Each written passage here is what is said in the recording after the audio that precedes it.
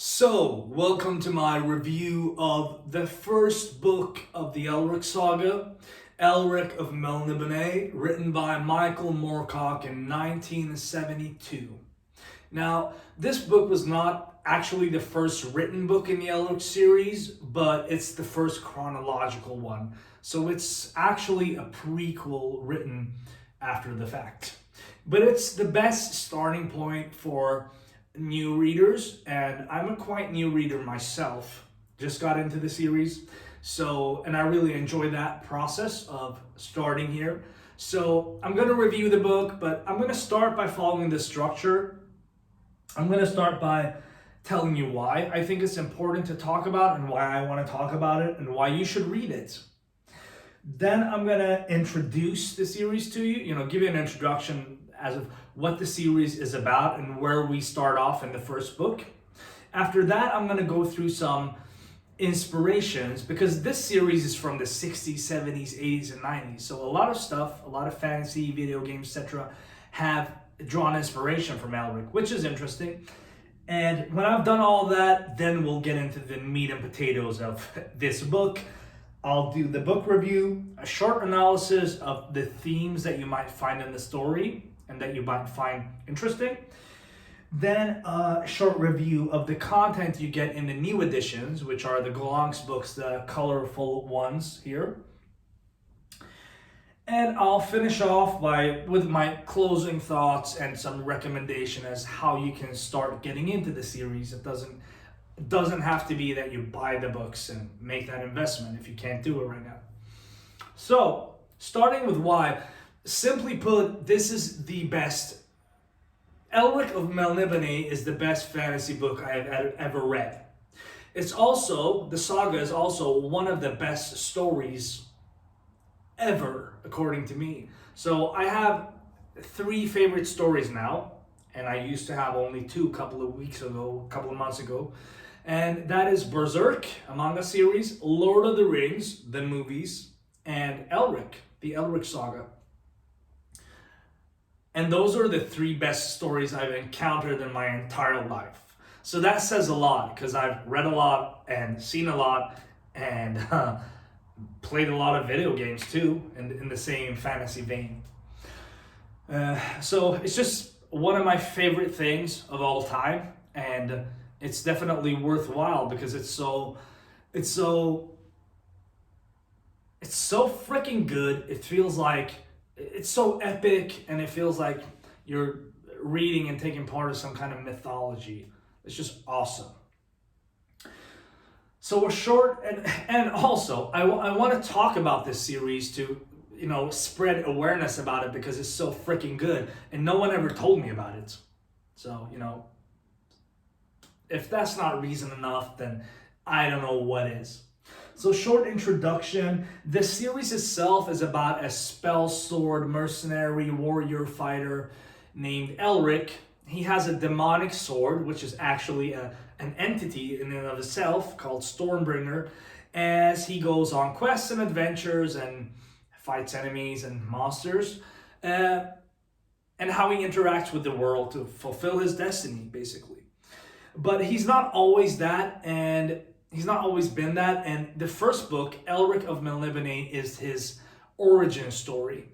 And it's about him as the emperor of the Empire of Melniboné in the capital named Imrir. And his people, the Melnibonéans, are not humans. They're kind of like humans, but they're different than humans. They're much more powerful, they're wiser, and they are the old conquerors. So they have conquered the world for 10,000 years, and the empire has started declining for the last hundreds of years. So they're an empire in decline, and they're a very powerful people. They're also fucking psychopaths, because they have no remorse. They torture their slaves and victims. They're basically like cats. They want pleasure and fun, and they're okay with torturing their slaves. That's like a thing with them. They don't feel pity or mercy or even love. And Elric is very different than them in that sense. He is the emperor, but he also can feel some emotions and reason and think about morality, what is wrong or right, and how should the world be, which is really hard for his people to relate to because they just want to follow the traditions and you should just have fun and seek pleasure and beat your slaves. And so he is different in that way. He's also different in the way that he is very weak and fragile and frail. He needs medicine to survive. And a lot of people view him as weak because of that. He's also an albino, and that makes him different physically when it comes to his appearance. So he really stands out from his people. And the book starts with him sitting in his throne room, on his throne, not really being into a party that's being thrown. It's a ball to honor him. You know, it's not really his thing. He feels out of place, and that's where it starts, and it leads to a grand adventure. And I would say, I'll get to that in the review. So that was an introduction. Influences. Now, there were some obvious influences in Game of Thrones. There are some obvious influences in the Warhammer stories. I haven't really checked that up a lot, but I've heard from friends that there are like obvious ripoffs. Then we have The Witcher, which is, you know, there are hour-long videos about whether it's plagiarism or not, because it's at least borrowed heavily from Elric, but I think it's plagiarism. I'm very convinced.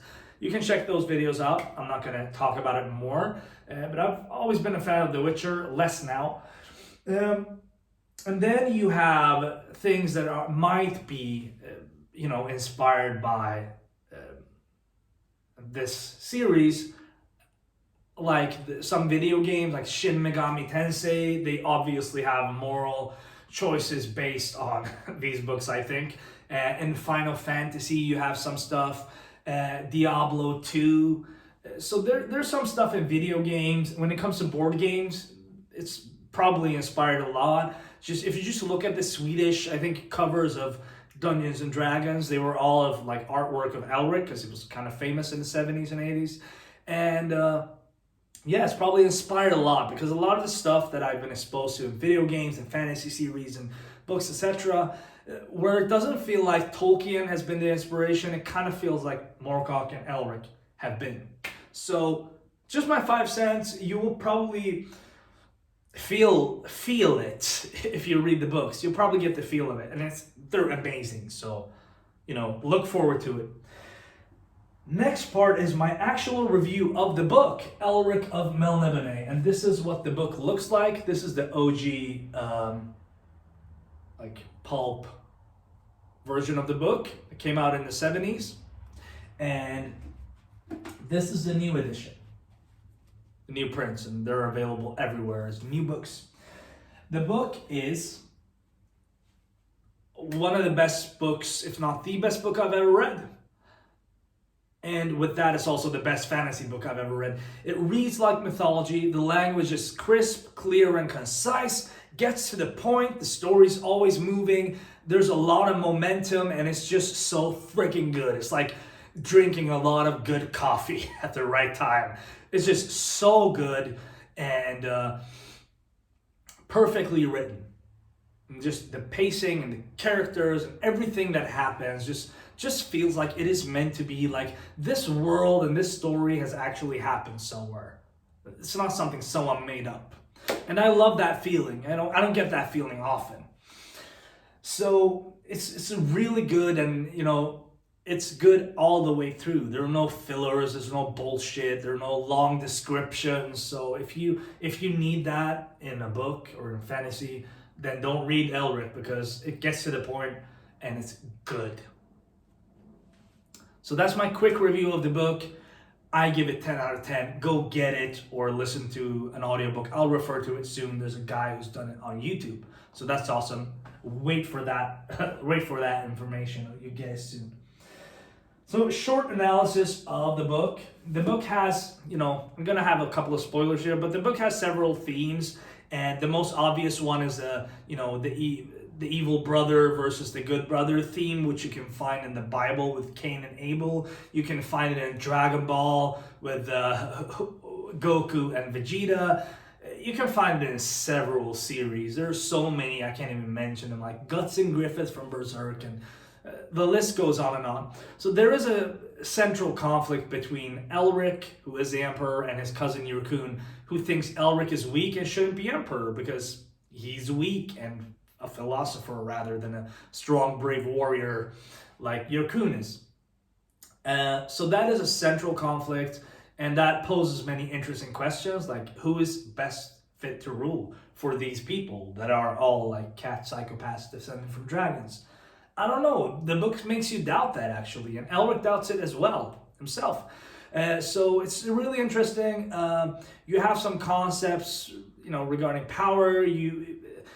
The kingdom or the empire of Melniboné makes you consider some of these stuff as well. Like, should you be a conformist? Should you stand up for what you believe in? How far should you go when it comes to just following the rules? So I really like that. And by the end of the book, the adventures are so epic and awesome.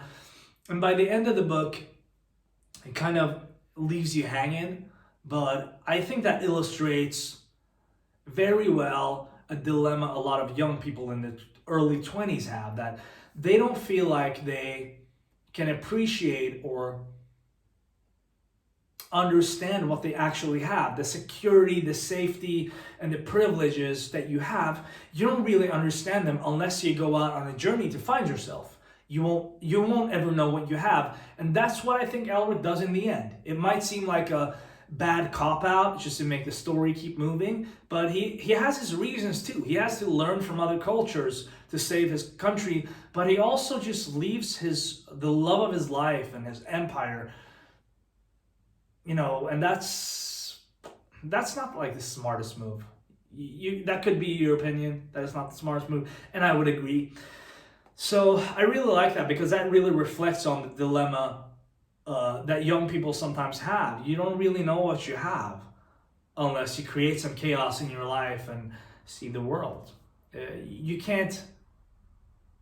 No one can tell you that you should appreciate stuff you have. It's much harder to be told what you should appreciate than actually experiencing the world and understanding it on a deeper level. So I like those concepts, and that's the concepts that are kind of handled in this book. There are more, but just a short analysis of the themes that might be interesting to most people or some people. And then we have the Gollancz-edition. So as you can see, this book is much thicker than the old pulp book from the 70s.